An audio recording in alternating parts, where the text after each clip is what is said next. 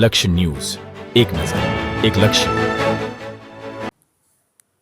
ડભોઈથી Waghodia road ઉપર હાલ ગોઝાડી નજીક બ્રિજની કામગીરી ચાલતી હોય ત્યારે માર્ગ મકાન વિભાગ અને જિલ્લા કલેક્ટર દ્વારા રાહદારીઓને વાઘોડિયા જવા માટે તરસાના તરફથી ડાયવર્ઝન અપાયું છે.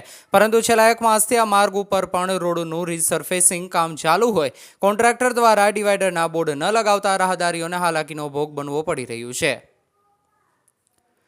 ડભોઈથી વાઘોડિયા રોડ ઉપર ગોઝાલી નજીક ઢાઢર નદી ઉપર બ્રિજની કામગીરીને પગલે ડભોઈ વાઘોડિયા રોડ બંધ કરી વાહન વ્યવહાર 31 ડિસેમ્બર સુધી ડાયવર્ટ કરવામાં આવ્યો છે. મોટા વાહનો ખેરવાડીથી અને નાના વાહનો તરસાના થઈને પસાર થઈ રહ્યા હતા. તેવામાં છેલ્લા 1 માસ ઉપરાંતના સમયથી ડભોઈ તરસાનાથી દંગીવાડા સુધી માર્ગ અને મકાન વિભાગ દ્વારા રોડ રીસર્ફેસિંગ કામગીરી ચાલુ કરવામાં આવી છે, જેને કારણે મોરપુરા નજીક રાહદારીઓને કોન્ટ્રાક્ટરની બેદરકારીનો ભોગ બનવો પડે છે.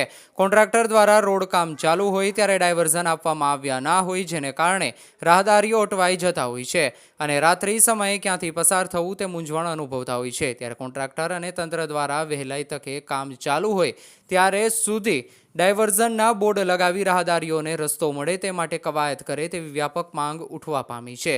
રિપોર્ટર નિરંજન ચૌહાણ.